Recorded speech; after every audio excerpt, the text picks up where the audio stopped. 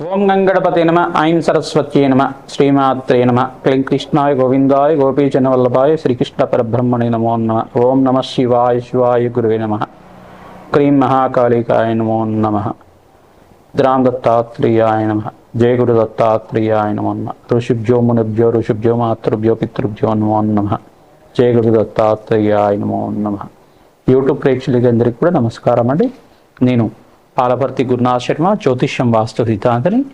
మీకంతా కూడా జ్యోతిష్య సంబంధమైన విషయాలన్నీ కూడా మాస్ ఫలితాలు విశ్లేషాత్మకంగా అంతా కూడా విశ్లేషణ చేయడం జరుగుతుంది. ప్రధానంగా చూసుకుంటే గోచారరీత్యా గ్రహాల యొక్క స్థితిగతి, కలియిక, వాటి ప్రభావం అంతా కూడా వివిధ స్థానాల్లో మారడం వల్ల, ఒక రాశి నుంచి ఇంకో రాశికి మారడం వల్ల గోచారరీత్యా గోచార చక్రవశాత్తు గ్రహాల యొక్క ప్రభావం అంతా కూడా ఏ రకంగా ఉంటుంది, ఏం పరిహారం చేసుకుంటే కనుక గ్రహదేవతలు ప్రీతికరంగా దోష నివారణం అంతా కూడా చేసుకుంటే కనుక శీఘ్రంగా అష్టేశ్వరి యోగము, భోగభాగ్యాలు, రాజ్య సంపద, ధనాదాయం పెరగడానికి, వ్యాపారంలో అభివృద్ధి కలగడానికి ఏం పరిష్కారాలు ఆచరించాలి అనేది తెలుసుకోవడం జరుగుతుంది. ప్రధానంగా చూసుకుంటే గోచార చక్రం అనేది మానవాళికి అంతా కూడా ప్రస్తుత కాలంలో గ్రహాల యొక్క సంచారం మేరకు మాత్రమే. ఖగోళ శాస్త్రంలో గ్రహాల యొక్క సంచారం అంతా కూడా కొన్ని గ్రహాలు ప్రధానంగా చూసుకుంటే కొన్ని గ్రహాలంతా కూడా నెల రోజులకి మారుతాయని చెప్పేసి ఒక రాశి నుంచి ఇంకో రాశికి మారుతూ ఉంటాయి.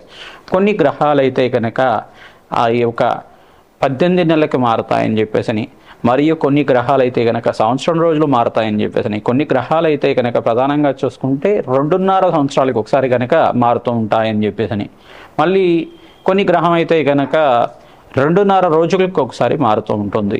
ఇట్లా గ్రహ యొక్క స్థితిగతి, కలియిక అంతా కూడా చూసుకుంటే ఈ గ్రహాల యొక్క ఖగోళ శాస్త్రంలో వాటి ప్రభావం అంతా కూడా మానవాళి మీద ఉంటుంది.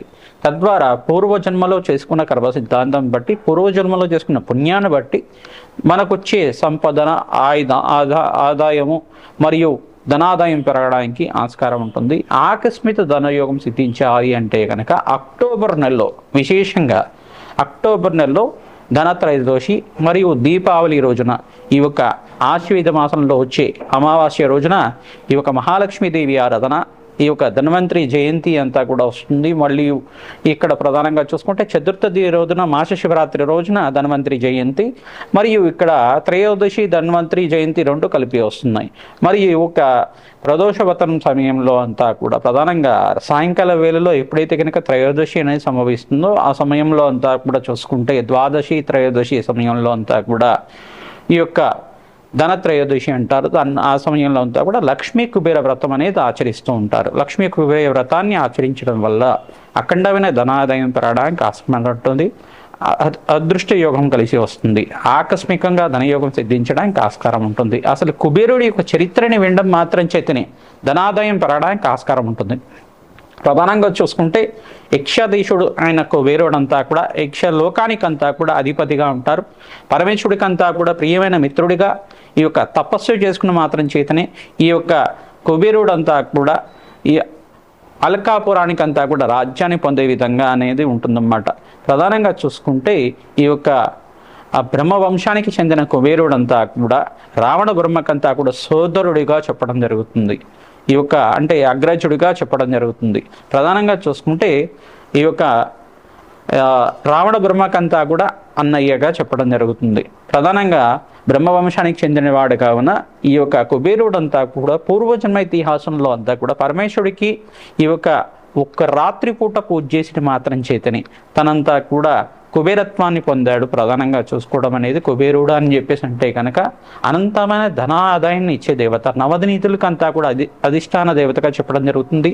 సాక్షాత్ మహాలక్ష్మికంతా కూడా ఈ యొక్క అధిష్టాన దేవతగా, అంటే మహాలక్ష్మినంతా కూడా ఏ సమయంలో ఎవరికి ఎంత డబ్బు అనేది ఇవ్వాల్సి ఉంటుంది, ఏ సమయంలో ఏ మానవుడికి అంతా కూడా ధనం ఏ రకంగా సంపాదిస్తే కనుక ఏ రకంగా ఎంత ధనం అయితే మనకి పంపించాలి, ఎంత ధనం అయితే ఇంత ధనయోగం ఈ యొక్క మానవుడికి ఉంది జాతకరీత్యా, లేదు ఈ యొక్క గోచార రీత్యా కానీ ఈ యొక్క ధనయోగం ఉన్నది, ఈ యొక్క పూర్వజన్మ కర్మ సిద్ధాంతం ప్రకారంగా ఇంత ధనయోగం ఉన్నది. ఆ ధనయోగాన్నంతా కూడా ప్రసాదించేది కుబేరుడు అన్నమాట. సాక్షాత్ కుబేరుడు అంతా కూడా వెంకటేశ్వర స్వామి వారికి అంతా కూడా అప్పు ఇచ్చాడని చెప్పేసి మనకి ఈ యొక్క స్కంద పురాణంలో అంతా కూడా చెప్పడం జరుగుతుంది. వెంకటేశ్వర చరిత్రలో అంతా కూడా చెప్పడం జరుగుతుంది. కుబేరత్వం అనేది ప్రధానంగా వచ్చుకుంటే లక్ష్మీ కుబేరు యోగాన్నంతా కూడా ప్రధానంగా 5 గ్రహాలు యోగకరంగా ఉండాలి. దీనికంతా కూడా లక్ష్మీ కుబేర యోగం సిద్ధించాలి అంటే కనుక శుక్రుడు జాతకంలో యోగకరంగా ఉండాలి. మహాలక్ష్మి అనుగ్రహం అంతా కూడా మెండుగా లభిస్తూ ఉంటుంది. ప్రధానంగా చూసుకుంటే శుక్రుడు, చంద్ర భగవానుడు, బృహస్పతి మరియు ఇక్కడ శనీశ్వరుడు, ఈ యొక్క గ్రహాలంతా కూడా అత్యంత యోగకరంగా ఉంటాయి కనుక రాజయోగం సిద్ధిస్తుంది. ప్రధానంగా ద్వితీయ స్థానము, పంచమ స్థానము, అష్టమ స్థానము, ప్రధానంగా చూసుకుంటే దశమో, నవమము, ఏకాదశ స్థానాలంతా కూడా అదృష్ట యోగాన్ని, అష్టైశ్వర్య యోగాన్ని, రాజయోగాన్ని, భోగభాగ్యమైన జీవితాన్ని ఇచ్చే స్థానాలుగా చెప్పడం జరుగుతుంది. ఈ యొక్క స్థానాలంతా కూడా చూసుకోవడం వంశాభివృద్ధికి కారణమైన స్థానాలంతా కూడా ఇది విపరీత రాజయోగాన్ని ఇచ్చే స్థానంగా చెప్పబడుతుంది. భోగభాగ్యమైన జీవితం, రాజ్య సంపదలు, అదృష్ట యోగము, ఐశ్వర్య యోగం సిద్ధించడానికి ఈ స్థానాలు కనుక మంచి గ్రహాలు ఉచ్చ స్థానాల్లో ఉండి శుభవీక్షణగా ఉంటాయి కనుక పాపగ్రహాలతో రాహుకేతుతో పాటు కలవకుండా ఈ ఒక జాతకరీత్యా మీకంతా కూడా శుభయోగాన్ని ఇచ్చే విధంగా ఉంటాయి కనుక శుభవీక్షణ, శుభగ్రహాల యొక్క శుభస్థానంలో శుభవీక్షణ ఉంటే కనుక మీకు రాజయోగం సిద్ధించడానికి ఆస్కారం ఉంటుంది. మేషాది ద్వాదశ రాశుల వాళ్ళకి ధనత్రయోదశి రోజున ఎటువంటి ఫలితాలు వస్తాయి? ప్రధానంగా మీరు చేసుకునే వ్రత విధానంలో కానీ, ప్రతినిత్యం కూడా చేసుకునే ఈ యొక్క పూజా విధానంలో కానీ ఎటువంటి పూజ అధికారాలు చేసుకోవడం వల్ల, పూజాది కార్యక్రమాలు చేసుకోవడం వల్ల విపరీత రాజయోగం సిద్ధిస్తుంది. ధనత్రయోదశి రోజున విశేషంగా ఆశ్వేత మాసంలో వచ్చే ధనత్రయోదశి రోజు అఖండమైన పుణ్యప్రాప్తి కలిగిస్తుంది. వ్యాపార స్థలంలో ఎటువంటి మార్పులు చేసుకోవాలి అనేది తెలుసుకోవడం జరుగుతుంది. విపరీతంగా మీకంతా కూడా రాజయోగం సిద్ధించడానికి, అదృష్టయోగం కలిసి రావడానికి మరియు అనంతమైన అష్టైశ్వర్య ప్రాప్తి కలగడానికి, మహాలక్ష్మి స్థిర నివాసంగా ఉండడానికి ఎటువంటి పరిష్కారాలు ఆచరించాలి అంతా కూడా విశ్లేషాత్మకంగా గోచారిత్యా గ్రహాల యొక్క స్థితిగతి మేరకు అంతా కూడా విశ్లేషణ చేయడం జరుగుతుంది. ప్రధానంగా చూసుకుంటే మీనరాశిలో గోచారిత్యా శని భగవానుడు సంచారం జరుగుతుంది. ఇక్కడ తులారాశిలో అంతా కూడా సూర్య భగవానుడు, బుధుడు, అంగారకుడు సంచారం జరుగుతుంది. తులారాశిలో అంతా కూడా శుక్రుడి యొక్క నీచ స్థానంలో సంచారం జరుగుతుంది. ఇక్కడ ప్రధానంగా చూసుకుంటే కేతువు అంతా కూడా సింహరాశిలో సంచారం జరుగుతుంది. మరియు ఇక్కడ ప్రధానంగా చూసుకుంటే ఈ యొక్క గ్రహస్థితి ఈ రకంగా ఉంది. రాహు అంతా కూడా కుంభరాశిలో సంచారం చేయడం, ఈ యొక్క గ్రహస్థితి ఈ రకంగా ఉంది. కావున ప్రధానంగా బృహస్పతి అంతా కూడా ఉచ్చస్థానంలో సంచారం చేయడం, అతిచారంలో మార్పు జరగడం, కర్కాటక రాశిలో ప్రవేశం చేసిన బృహస్పతి అంతా కూడా 18, 19 తారీఖులో ప్రధానంగా ఈ యొక్క లక్ష్మీ కుబేర యోగంలోనే మారుతున్నారు. ప్రధానంగా అఖండమైన రాజ్య సంపాద ఇచ్చే విధంగా రాజయోగంగా ఉచ్చస్థానంలో మారుతున్నారు. కావున ప్రధానంగా విపరీత రాజయోగం సిద్ధించడానికి బృహస్పతి యోగం, ప్రధానంగా గురుయోగం, గురుతత్వాన్ని అంతా కూడా ఆపాదించబడుతుంది. ప్రధానంగా గురుబలం సిద్ధిస్తే కనుక గురుబలం సిద్ధించాలి, మంత్రయోగం సిద్ధించాలి, పూర్వజన్మలో పుణ్యాన్ని సిద్ధించాలి. ప్రధానంగా మీరు చేసుకున్న పుణ్యాన్ని బట్టే మీ జీవన విధానం ఉంటుంది. ప్రధానంగా ఎవరైతే కనుక అమ్మవారి ఆరాధన, మహాలక్ష్మీదేవి ఆరాధన తావారు పూలతోటి విశేషంగా చేస్తుంటారు. ప్రధానంగా అర్చనిచ్చిన విధానంగా అంతా కూడా చేసుకోవడం వల్ల, శ్రీ సూక్త విధానంగా వేదోక్త మంత్రాలతోటి అర్చించడం వల్ల అఖండమైన రాజయోగం సిద్ధించడానికి, రాజశ్యామల యజ్ఞాధికృతులు ఆచరించుకోవడం వల్ల అనంతమైన ధన సంపద లభించడానికి ఆస్కారం ఉంటుంది. విపరీత రాజయోగం సిద్ధించడానికి అంతా కూడా కుబేర చరిత్రని తారణం చేసుకోవాలి. కుబేర చరిత్ర అంతా కూడా కుబేరుడి యొక్క పూర్వజన్మ కర్మ సిద్ధాంతం ఏ రకంగా ఉంది. ఈ ఒక పట్టణంలో అంతా కూడా ఒక బ్రాహ్మణ వంశంలో జనించాడు. జనించిన తర్వాత ఈ యొక్క బ్రాహ్మణ వంశంలో జనించిన తర్వాత నిత్య కర్మానుష్ఠాలు చేసుకునేవాడు. ఉపజీవితమైన తర్వాత, యజ్ఞోపవీతమైన తర్వాత వేదపట్నం అంతా కూడా నేర్చుకున్నాడు. ఒక బ్రాహ్మణ వంశంలో చెందిన తర్వాత అనుకోకుండా తన యొక్క జీవితంలో అంతా కూడా ఆయనకి కర్మ సిద్ధాంతాన్ని అనుసరించి ఒక దుష్కర్మలు ఆచరించే విధంగా ఈ యొక్క కులభ్రష్టుడిలాగా ఈ యొక్క నిత్య కర్మానుష్ఠానాలంతా కూడా యజ్ఞాధికృతులంతా కూడా అగ్నిహోత్రాన్ని అంతా కూడా వదిలేసి అంతా కూడా దొంగతనం చేయడం, ఈ యొక్క విపరీతంగా అంతా కూడా ప్రవర్తించడం, అందరినీ దూషించడం, ఇట్లాంటి దుష్కర్మలంతా కూడా ఆచరించడం వల్ల తన తండ్రి అంతా కూడా కొట్టేసి ఆ యొక్క గుణనిధి అనే బాలకుడినంతా కూడా పూర్వజన్మలో కుబేరుడు పేరంతా కూడా గుణనిధిగా చెప్తూ ఉంటారు. ఈ యొక్క గుణనిధి అనే బాలునంతా కూడా ఈ యొక్క గ్రామ బహిష్కరణ చేయడం జరుగుతుంది. అనుకోకుండా ఒక పాడుబడ్డ దేవాలయానికి వెళ్తాడు. పాడుబడ్డ దేవాలయానికి వెళ్ళిపోగానే ఆ దేవాలయం చెందిన తర్వాత ఆ రోజున ఈ యొక్క కార్తీక మాసం అంతా కూడా ఉత్సవాలు చేస్తూ ఉంటారు. కార్తీక మాసం ఉత్సవాలు చేసిన తర్వాత పరమేశ్వరుడికి అంతా కూడా నివేదన చేద్దామని చెప్పేసి ఆ గుడి తలుపులు తెరవగానే గుడిలో అంతా కూడా ఈ యొక్క ఈ యొక్క బాలకుడంతా కూడా పడుకుని ఉంటాడు. అనుకోకుండా ఈ యొక్క ఒత్తి అక్కడ వెలుగుతూ ఉంటుంది. ఒత్తినంతా కూడా రెప్పపాటుగా రెపరెపలాడుతుంటే గాలికంతా కూడా ఒత్తినంతా కూడా నూనె పోసి దాని యొక్క పంచనంతా కూడా తీసేసి ఒత్తినంతా కూడా వెలిగిస్తూ ఉంటాడు. ఈ యొక్క పంచనంతా కూడా తీసి ఒత్తిని వెలిగించడం వల్ల ఈ యొక్క ఏమైనా పదార్థాలు పెట్టి ఉంటే అక్కడంతా కూడా భోజనం చేద్దామని చెప్పేసి అనుకుంటాడు. అనుకోకుండా ఆ రోజున రాత్రి వేళల్లో అంతా కూడా ఉపవాసం ఉంటాడు. ఉపవాసం ఉండి పరమేశ్వరుడికి సమీపంలోనే ఉంటాడు. ఉన్నప్పటికి కూడా ఈ యొక్క భక్తి అనేది లేకుండా ఈ యొక్క ఉపవాసం ఉన్నాం కదా, ఆకలి వేస్తుంది, ఏమైనా తిందామని చెప్పేసి అనుకుంటూ ఉంటాడు. అనుకుంటూ ఉండగానే ఆ బాలకుడి రూపంలో ఉండే ఈ యొక్క బాలకుడు అంతా కూడా ఈ యొక్క పరమేశ్వరుడికి ప్రీతికరంగా ఉన్న ప్రసాదం అంతా కూడా భుజిద్దాం అనుకుంటారు. అనుకోకుండా భక్తులంతా కూడా గుడి తలుపులు తెరవగానే ఈ యొక్క అనుకోకుండా అక్కడి నుంచి పారిపోదామని చెప్పేసి అనుకుంటూ ఉంటారు. అనుకోకుండా అక్కడ ఉండే ఒక వస్తువు అంతా కూడా తగిలేసి అనుకోకుండా రాయికి తగిలి అక్కడంతా కూడా ప్రాణాన్ని వదులుస్తాడు.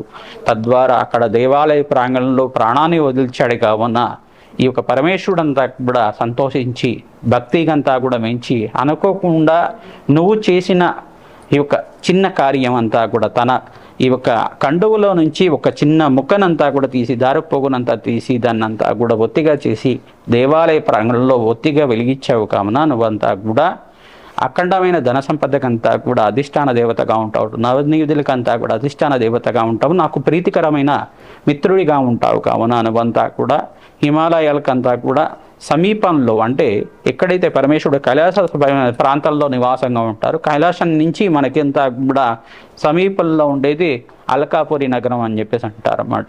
ఈ యొక్క పరమేశ్వరుడికి అంతా కూడా ప్రీతికరంగా ఉంటారు. కావున ఈ యొక్క నవనిధులకు అధిపతి అనేది ఈ యొక్క కుబేరుడి యొక్క చరిత్ర అంతా కూడా వినడం వల్ల అదృష్ట యోగం సిద్ధిస్తుంది, అష్టైశ్వర ప్రాప్తి కలుగుతుంది, ధనాదాయం పెరగడానికి ఆస్కారం ఉంటుంది, విపరీత ధనయోగం సిద్ధించడానికి ఆస్కారం ఉంటుంది.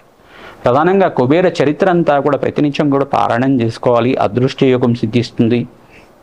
తద్వారా మీకంతా కూడా రాజ్య సంపదలు సిద్ధించడానికి ఈ యొక్క యక్షాధీశుడైన కుబేరుడంతా కూడా అఖండమైన ధనాదాయం ఇచ్చే దేవతగా ప్రధానంగా మహాలక్ష్మి అనుగ్రహం కావాలి అంటే కుబేరుడి యొక్క అనుగ్రహం కావాలి. కుబేరుడి యొక్క పూజ కూడా చేయాలి. లక్ష్మీనారాయణ పూజ ఆచరించాలి. దీపావళి రోజున షట్కాలంలో అంతా కూడా మహాలక్ష్మీదేవి ఆరాధన, విష్ణుమూర్తి ఆరాధన, పరమేశ్వరుడి ఆరాధన విపరీతంగా చేస్తూ ఉండాలి. ప్రధానంగా షట్కాలంలో ఎవరైతే కనుక ఈ ఒక్క అమ్మవారి ఆరాధన చేస్తూ ఉంటారు, షట్కాలాలు అని చెప్పేసి అంటే ప్రాతకాలంలో లేచిన తర్వాత ఈ యొక్క 3:30 నుంచి 5:30 లోపల, లేదు 5 గంటల నుంచి 6:30 లోపల ఇది ఒక ప్రాతకాలంలో అంతా కూడా పూజ ఆచరించుకోవడం. మళ్ళీ 9 గంటల నుంచి 10 గంటల లోపల కానీ 11 గంటల లోపల కానీ మళ్ళీ 12 గంటల నుంచి మధ్యాహ్నం కాలంలో అంతా కూడా అపరాహ్న కాలం మించకుండా పూజ ఆచరించడం. మళ్ళీ సాయంకాలం 5 గంటల నుంచి 6:30 లోపల పూజ. మళ్ళీ రాత్రి పూట నిశిరాత్రి పూజ అంటారు దీన్నంతా కూడా. రాత్రి వేళలో 8:30 నుంచి 12:30 లోపు పూజ ఆచరించడం. ఇటువంటి షట్కాల పూజ అనేది ఉంటుందన్నమాట. నిశిరాత్రి పూజ అంటారు దీన్నంతా కూడా. షట్కాల పూజలంతా కూడా మహాలక్ష్మీదేవికి ఆచరించడం వల్ల అనంతమైన ధనాదాయం పెరగడానికి ఆస్కారం ఉంటుంది. మహాలక్ష్మీదేవికి ప్రీతికరంగా రోజా పూలతోటి, మల్లె పూలతోటి మరియు ఈ యొక్క తామర పూలతోటి, కలువల పూలతోటి అంతా కూడా మహాలక్ష్మీదేవి పూజ చేయడం వల్ల విపరీతంగా ధనాదాయం పెరగడానికి ఆస్కారం ఉంటుంది. అదృష్ట యోగం సిద్ధిస్తుంది. ఆకస్మికంగా ధనయోగం సిద్ధిస్తుంది. గోచారిత్య మీకంతా కూడా ఈ యొక్క గ్రహస్థితులంతా కూడా మెరుగ్గా ఉండడానికి మీ జన్మజాతకమే ప్రధానమైన జాతకంగా ఉంటుంది. మీ జన్మజాతకంలో ఉండే గ్రహదేవతలకి ప్రీతికరంగా మీ జాతకంలో ఉండే దోషాలకి పరిష్కారం అంతా కూడా ఆచరించడం వల్ల ధనాదాయం పెరగడానికి, అదృష్టయోగం కలిసి రావడానికి, వ్యాపారంలో మార్పులు కలగడానికి, ఉద్యోగుల్లో ప్రమోషన్ సిద్ధించడానికి, వివాహాది శుభకార్యాలు కలగడానికి, సంతాన యోగం సంతాన సాఫల్యం కలగడానికి ఆస్కారం ఉంటుంది. అదృష్టయోగం జీవించడానికి ఆస్కారం ఉంటుంది. విపరీత ధనాదాయం కావాలి, రాజ్య సంపదలు కావాలి, అనంతమైన అదృష్టయోగం సిద్ధించాలి అని చెప్పేసి అనుకుంటే కనుక మహాలక్ష్మీదేవికి ప్రీతికరంగా ఈ యొక్క లక్ష్మీ కుబేర శాంతి హోమాది కార్యక్రమాలు, రాజ్యశ్యామల యజ్ఞాధికృతులంతా కూడా ఆచరించడం వల్ల అదృష్టయోగం సిద్ధిస్తుంది. కర్కాటక రాశి జాతకులకి గోచారీత్యా అక్టోబర్ నెల మాస ఫలితాల్లో భాగంగా ధనత్రయోదశి రోజున ఎటువంటి పూజాది కార్యక్రమాలు ఆచరించాలి, మరియు ఈ యొక్క ధన్వంతరి జయంతి రోజున ఎటువంటి పూజాది కార్యక్రమాలు ఆచరించాలి, ప్రధానంగా చూసుకుంటే దీపావళి రోజున మహాలక్ష్మీదేవి అర్చన విధానం ఏ రకంగా ఉండాలి అని తెలుసుకుందాం. ప్రధానంగా చూసుకుంటే అందరూ కూడా విశేషమైన ద్రవ్యాలతోటి తామర గింజలతోటి యజ్ఞాధికృతలు ఆచరించుకోవాలి. మరియు తెల్ల ఆవాలతో కానీ తెల్ల నువ్వులతో కానీ మహాలక్ష్మీదేవికి ప్రీతికరంగా లక్ష్మీనారాయణ మూలమంత్ర సహితంగా యజ్ఞాధికృతలు ఆచరించుకోవడం, కుబేర మూలమంత్రంగా అంతా కూడా యజ్ఞాధికృతలు ఆచరించుకోవడం వల్ల అఖండమైన ధనాదాయం పెరగడానికి ఆస్కారం ఉంటుంది. అదృష్టయోగం సిద్ధిస్తుంది. ప్రధానంగా కుబేరాయ వైశ్రవణాయ ధనధాన్యాధిపతి అనంత ధనం ధనం దేహి దేహి స్వాహ అనే నామాన్ని కూడా ప్రతినిత్యం కూడా జపాన్ని ఆచరించుకోవడం వల్ల అదృష్టయోగం సిద్ధిస్తుంది. లాభాలు గణించడానికి ఆస్కారం ఉంటుంది. ఈ యొక్క రాశిలో అంతా కూడా బృహస్పతి సంచారం అక్టోబర్ 18, 19 తారీఖులో అంతా కూడా సంభవిస్తుంది. కావున విశేషమైన ధనయోగం సిద్ధించడానికి, లాభాలు గణించడానికి కర్కాటక రాశి జాతకులకంతా కూడా అఖండ ధనయోగం సిద్ధించడానికి ఆస్కారం ఉంటుంది. గురు యొక్క అనుగ్రహం వల్ల వివాహాది శుభకార్యాలు జరుగుతాయి. ప్రధానంగా బృహస్పతి అనుగ్రహం వల్ల మీకంతా కూడా స్థిర ఆస్తి లభించడానికి, గృహయోగం సిద్ధించడానికి అంటే భూయోగం కానీ గృహయోగం కానీ సిద్ధించడానికి ఆస్కారం ఉంటుంది. మీకు రాని బాకీలు ఏమంటాయి కనుక తప్పకుండా మొండి బాకీలు ఉంటాయి, అవన్నీ వసూలయ్యే అవకాశాలు ఉంటాయి. అప్పుల బాధల నుంచి బయటపడడానికి మార్గం అంతా కూడా సుగమం అవ్వడానికి ఆస్కారం ఉంటుంది. ఓం శరవణ భవాయ నమః నామాన్ని కూడా ప్రతినిత్యం కూడా ఆచరించాలి. ఓం శరవణ భవాయ నమః ఈ యొక్క నామాన్ని ఆచరించడం వల్ల, జపాన్ని చేసుకోవడం వల్ల అదృష్టయోగం సిద్ధిస్తుంది. అఖండమైన లాభాలు సిద్ధించడానికి ఆస్కారం. కుబేరుడి యొక్క చరిత్ర పారాయణం చేసుకోవడం, మహాలక్ష్మీదేవి ఆవిర్భావ చరిత్రను పారాయణం చేసుకోవడం, తామర పూలతోటి ఈ యొక్క తులసి ఆకులతోటి మల్లెపూలతోటి యజ్ఞాధికృతలు ఆచరించుకోవడం వల్ల అదృష్టయోగం సిద్ధిస్తుంది. అఖండమైన లాభాలు సిద్ధించడానికి ఆస్కారం ఉంటుంది. శ్రీ మహాలక్ష్మీదేవియే ధనం ధనం దేహి దేహి స్వాహ అనే నామాన్ని కూడా ఈ యొక్క జపాన్ని ఆచరించుకోవడం వల్ల అదృష్టయోగం సిద్ధించడానికి ఆస్కారం ఉంటుంది. లాభాలు గణించడానికి ఆస్కారం ఉంటుంది. ప్రతినిత్యం కూడా మేము చెప్పే పరిష్కారాలు ఆచరించండి. అదృష్టయోగంతో ఆనందమైన జీవితం జీవించడానికి ఆస్కారం ఉంటుంది. కుబేరుడి ప్రీతికరంగా ఈ యొక్క బొబ్బర్లు దానం చేసుకోవడం, శనగలు దానం చేసుకోవడం, మరియు ఇక్కడ సూర్య భగవానుడి ప్రీతికరంగా గోధుమలు దానం చేసుకోవడం వల్ల అదృష్టయోగం సిద్ధించడానికి ఆస్కారం ఉంటుంది. శ్రీమాత్రే నమః.